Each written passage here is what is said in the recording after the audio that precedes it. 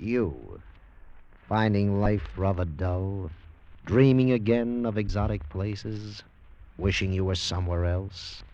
We offer you escape.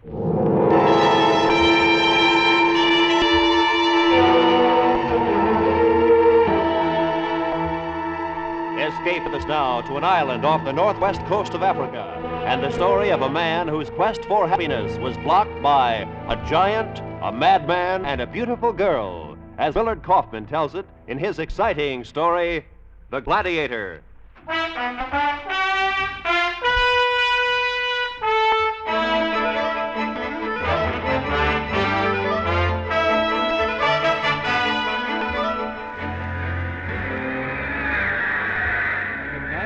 Ropes.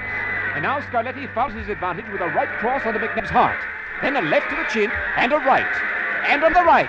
Oh, a wizard of a smash to McNabb's jaw, and the pride of Scotland is down. He's down. The referee motions Scarletti to a neutral corner and begins counting. 1, 2, 3, 4.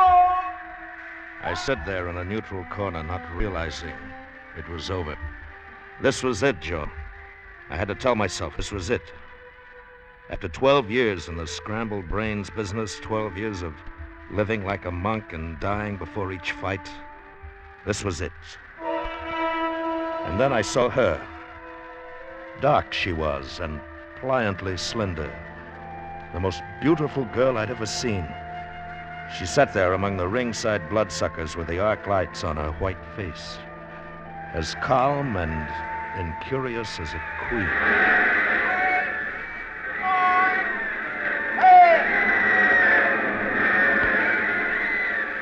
Ladies and gentlemen, the winner and still world heavyweight champion, Joe Scarletti.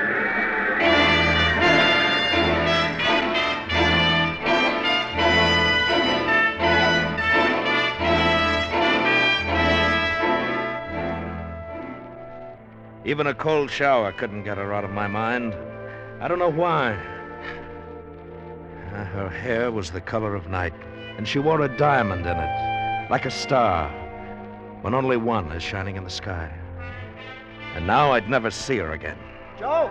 If I had any guts at all, I'd have gone to her as I left the ring. I'd have said, "You're the most beautiful girl I've ever seen." I'd have said, "What's your name? What are you doing here?" Joe! What? Oh, yeah, Pony. You can climb out of the shower now. Newspaper guys have gone. You got rid of them real fast, huh? Well, it was a snap. Nobody's interested in a retired heavyweight champion. Not even on his first night of retirement. Well, that's the way I want it for the rest of my life. Hey, here's your rub, Joe. Oh, thanks. Yeah, a little peeved, the sports writers. They thought you'd stick around London for a while instead of turning off to Rome. Yeah, we got the plane tickets. Yeah, and an hour to make the plane, so please don't... Good evening, gentlemen. May a stranger congratulate you on your splendid victory. Thanks, Bud, but now if you My just... name is Verenius, Julius Verenius. Oh, it's nice knowing you. But we're sort of in a hurry. May I introduce my niece? Come in, my dear. Lucrezia. Hello. Hello. I thought I'd never see you again. Where did you see me before? In the ring. I mean, when I was in the ring. Oh. I thought you were the most beautiful girl I'd ever seen. Hey, Joe, we better get going. We'll miss connections. Mr. Scarletti, I wonder if you and your manager would consent to be my guests on your trip to Rome. I assure you no public conveyance could be as pleasant as the one I offer. Lucrezia? Well, there are certain compensations about a steam yacht. Thanks a lot, but we couldn't impose on you. But I insist, my dear sir. Mr. Scarletti, you see, I am a student of the boxing. I should enjoy talking with you. I should be honored playing host to the greatest of all champions. I'm sorry, Mr. Verenius, but... Please. Mr. Verenius, we'd be delighted to go. Yeah, but Joe... Your niece won't mind. I would love having you. Splendid. I'll have your baggage picked up at the airport. I can't tell you what a pleasure it will be for my niece and me. The pleasure is all mine.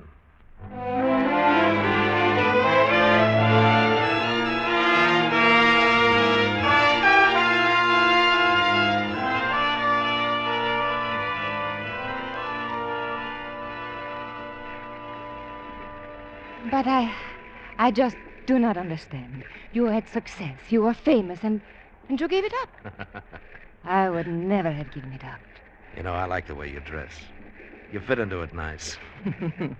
You sound like a kid on his first date. Well, in a way, I am. See, I've never been this close to a nice girl before. I'm not so nice, Joe.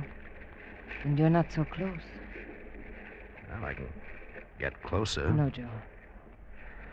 Yeah, 3 days on the water, 3 nights under the stars. You sound absolutely lyrical. Like number 1 on the hit parade. And it's still no Joe. Don't rush me.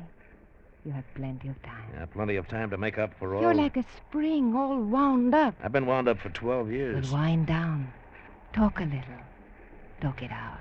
Talk, that's kid stuff. Oh, you don't know anything about kids. I don't believe you ever were a kid. No, I guess I wasn't. The night of my 17th birthday, I had my 17th fight. That's some coincidence, huh? Why cry about it?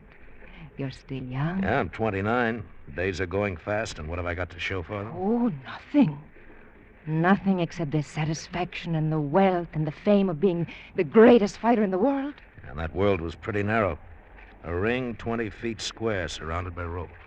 You're the first man since Fitzsimmons to hold the light heavyweight and the heavyweight championship at the same time. Hey, how do you know so much about fighting? Oh, I don't. I'm just quoting. Speak for yourself. Tell me about yourself. Or is that kid stuff, too? Well, no, but there's nothing to tell. Oh, there must be. I mean, who are you? Do you live in Rome or Paris or neither or both? How does it feel to be rich when you don't have to fight for it? Well, you say I would rather talk about you. Lucretia, why are you so upset? I'm not upset. It's Hey, just... Joe. Joe, I gotta see you. Hey, where are your manners, Pony? You're interrupting. Oh, that's all right. Joe, I'll see you later. No, Lucretia, Joe, there's something fishy about this whole lash up. What? Listen to me, Joe. It's about this joker, Verenius. Oh, what about him? He's a stranger. He talks all the time about fighters like most guys talk about dames. You can't stop him from talking. And he looks at you like a crazy. Like a butcher fixing to carve up a prize bull. You can't stop him from looking either. All right. But remember the dressing room 3 nights back? When you said we'd go with him?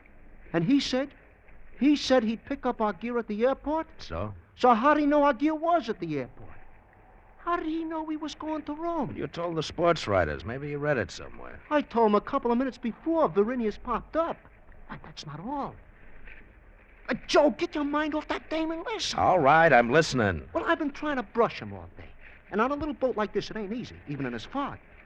But 10 minutes ago, he almost cornered me, so I took off. Up that stairway. A ladder. Aboard ship, you call it a ladder. All right, so I go up, like the 2nd floor. Now, the bridge. Will you stop interrupting? I mosey around, and I happen to notice that big map. That's a chart. They mark our course on it day by day. Yeah, that's it. Well, I almost fall down. Joey, we ain't going to Rome.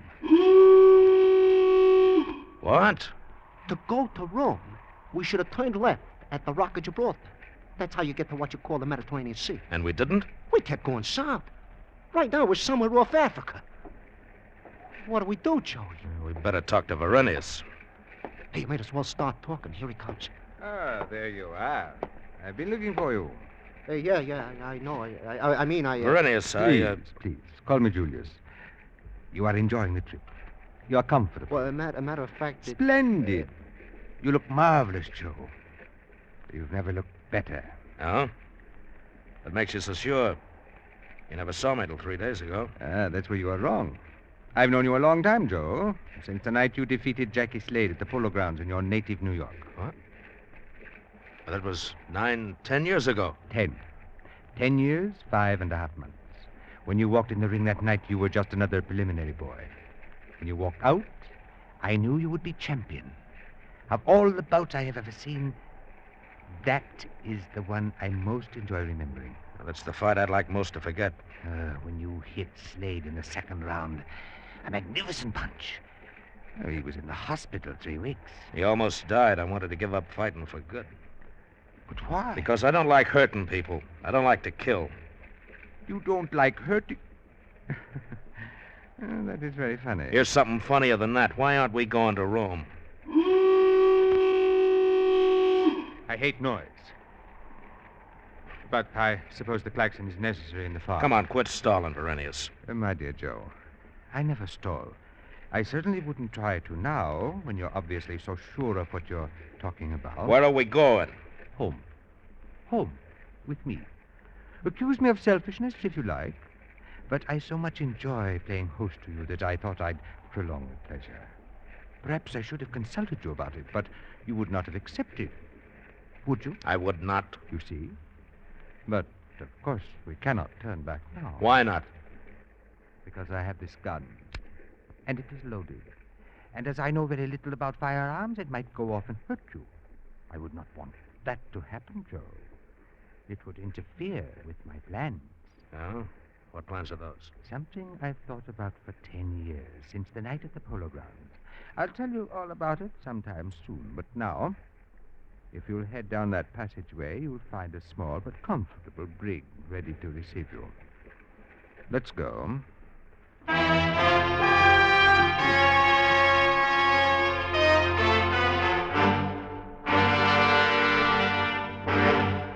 Escape, under the direction of Norman MacDonald, returns in just a moment.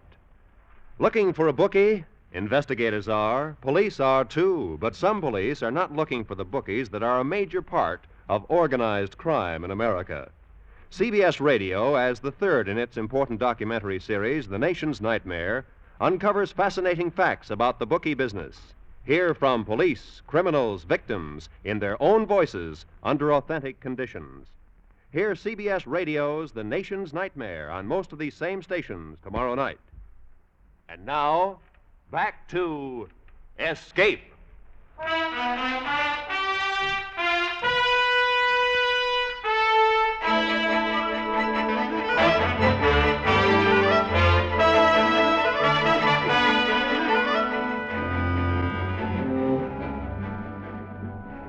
Some pleasure cruise this turns out to be. And all because you fall for a dame with sloe gin eyes and a diamond in her hair. Some fast shuffle you got from her Uncle Julius. So, what are you going to do about it? You're my manager, you tell me. I'll tell you this much. We got to do something, even if it's wrong. What can we do? Uncle Julius has got 4 aces and a gun. I got 4 walls and I got bars on the door. I'll tell you what I got. I got a mad on that dame worse than I got on her Uncle Julius. If I ever lay hands on either of them, I'll... Laisse-moi! Hey, what's that? Laisse-moi, je dis! Laisse-moi! Laisse-moi! Well, if it ain't the dame with the slow gin eyes. Yeah. Verenius must have flipped to lock up his ever-loving niece. Now listen, baby, you better give it to us straight. What's this all about? I don't know. I saw him pull that gun on you, so I go to him. I say, what kind of business is this? I say, this is not a deal. What deal? Likely story. I swear. Practical jokes are okay, I told him, but not with a gun. So he tossed me in here with you. So that's what you get for talking back to your Uncle Julius. He's not my Uncle Julius. He must have disowned her. I never saw him till a week ago. He comes in this club in Paris where I'm singing. He offered me 20,000 francs to go to London with him. Just for the weekend, he said. To play a practical joke on 2 friends. Well, if we're the friends, I wonder how he treats his enemies. I'm afraid we're going to find out. Well, let's find out now. But how? Pony, get that tin basin over there. Basin? Yeah, get it. All right, Lucretia, take off his shoe. Shoe? Yeah, do what I say. Now, when I start rattling the door, you start banging away at the bulkhead. Oh, I get you. All right, are you ready? Okay, let's go.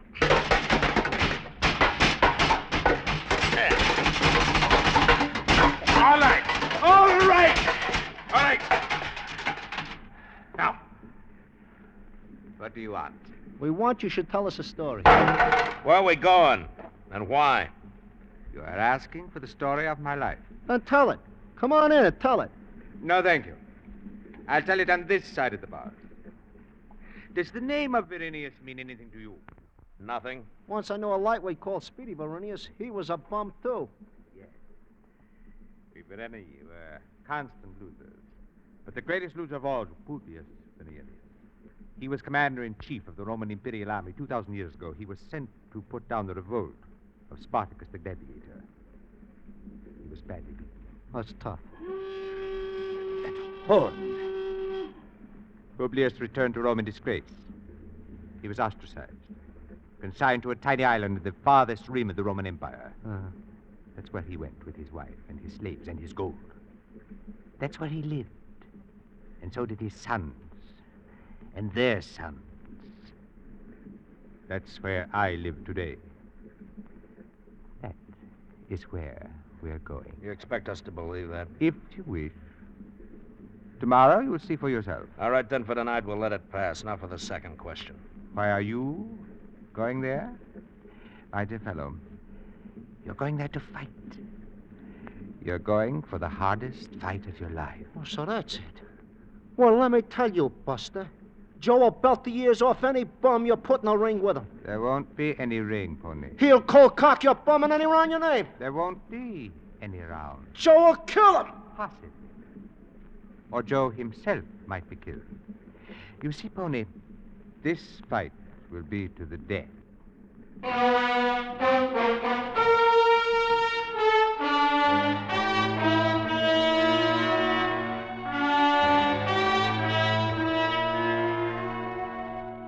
We got there the next night. A little island and a mantle of fog that hung solid as grease over land and sea. The dock gave way to a worn stone path, and suddenly out of the fog an enormous structure appeared with towers and battlements plunging so high they were lost in the gloom.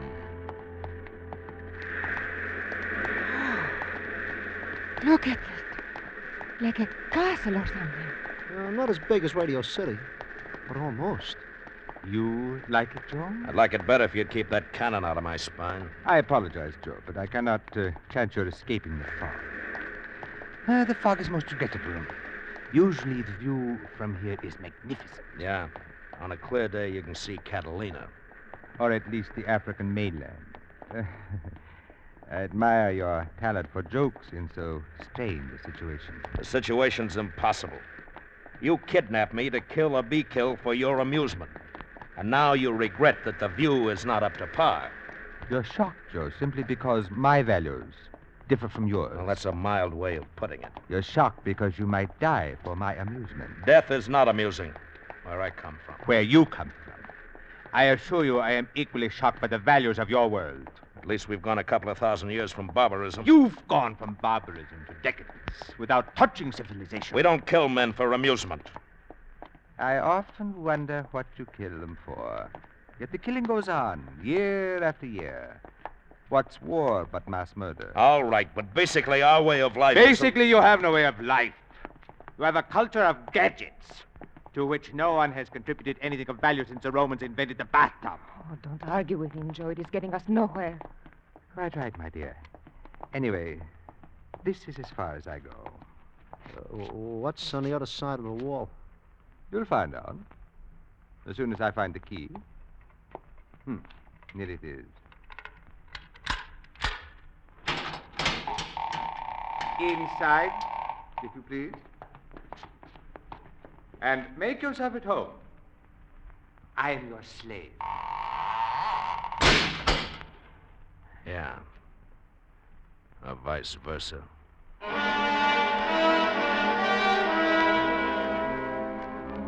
The iron door swung shut, and we were in an ancient Roman village. The stone walls surrounding us must have been 8 feet thick and about 4 times as high, and notched along the top with saw teeth. Mud huts crouching in the soupy night formed an irregular circle around the deserted marketplace, just like those pictures in a first-year Latin book.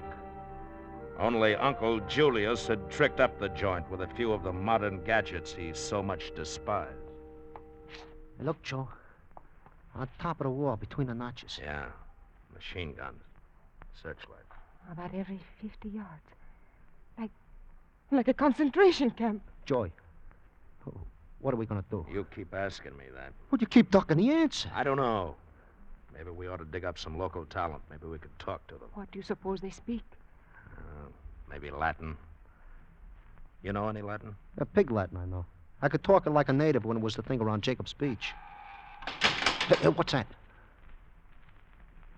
Joey. Look at him. I looked at the man who came out of the fog.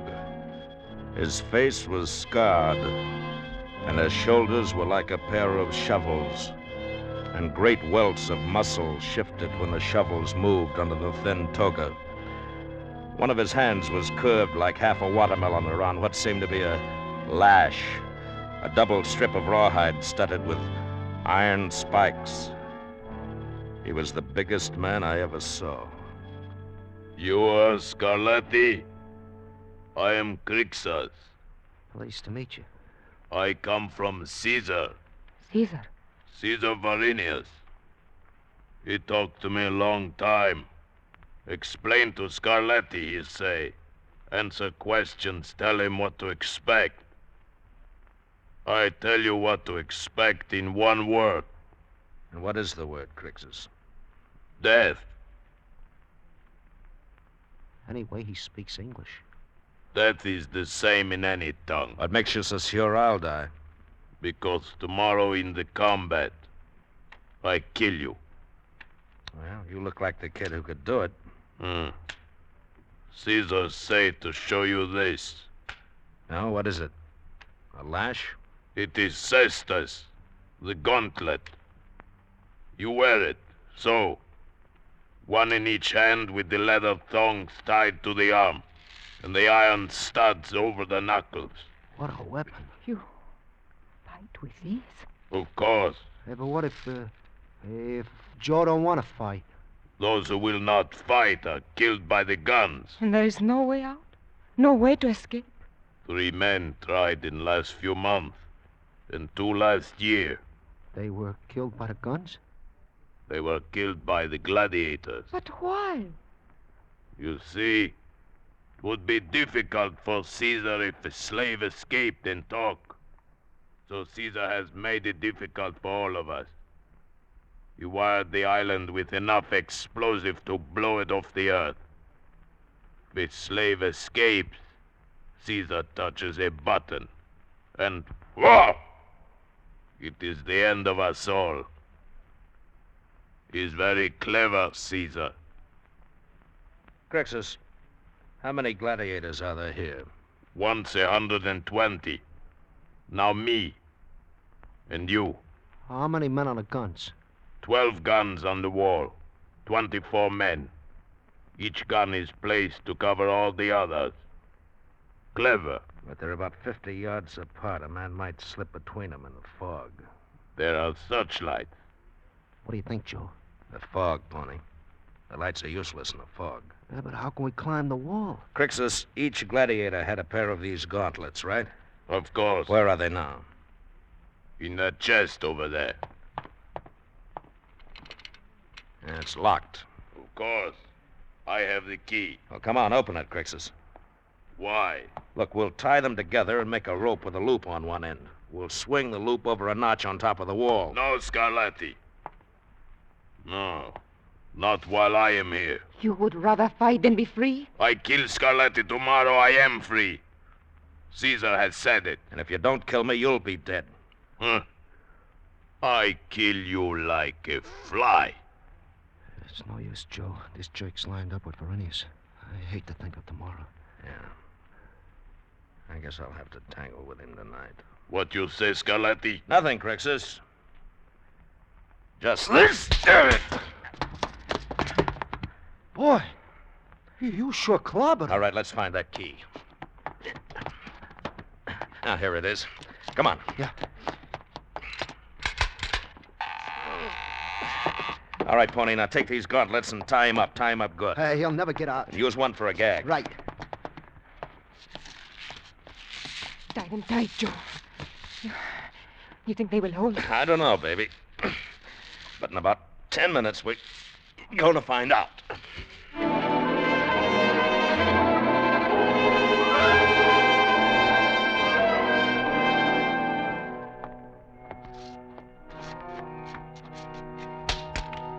I missed the first try.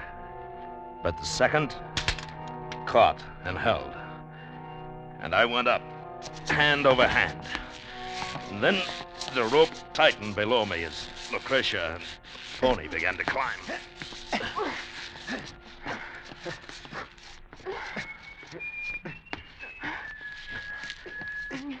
The machine gun was about 60 feet away, somewhere beyond the fog. But the whistling of the gunner was a guide. Foghorn.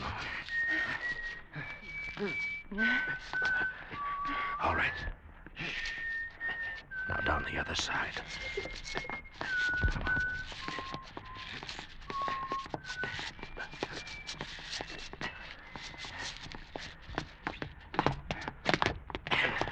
We made it. What's that? Grexos! He must have bit through the leather Yeah. gag. The alarm! Come on, run for the boat.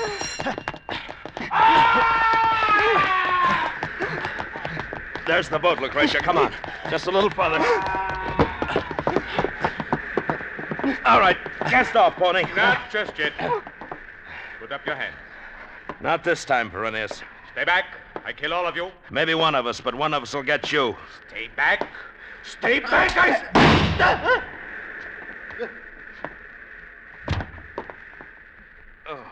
Joe. Joe, are you hurt? No, not much. Get aboard.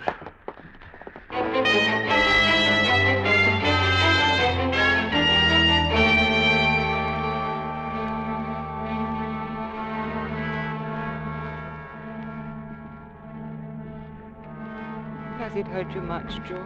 Your wound? No. Look, Joe.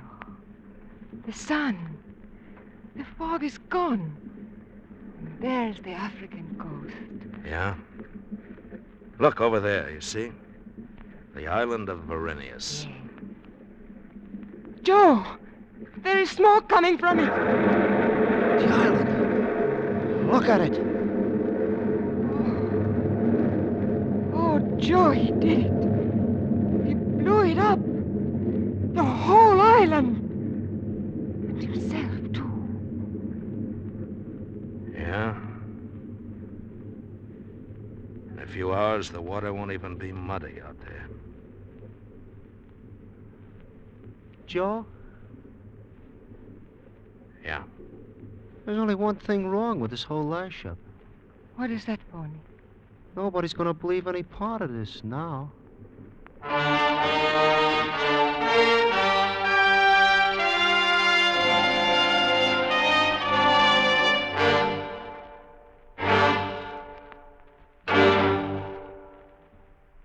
Under the direction of Norman Macdonald, Escape has brought you The Gladiator by Millard Kaufman, starring Bill Conrad.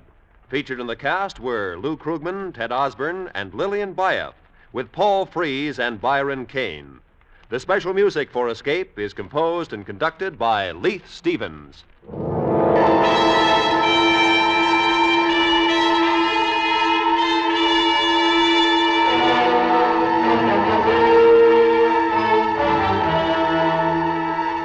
Next week, escape with us to the Yellow Sea and the story of a man who fought the entire Japanese Navy with an ancient submarine and an untrained crew, as Alec Hudson tells it in his exciting story, Up Periscope.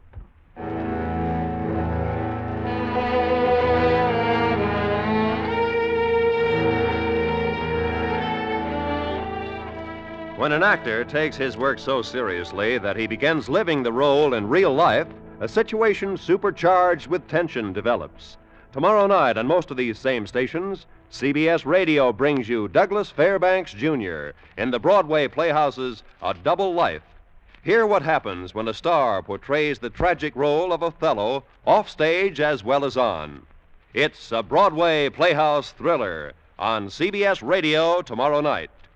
Roy Rowan speaking. This is the CBS Radio Network.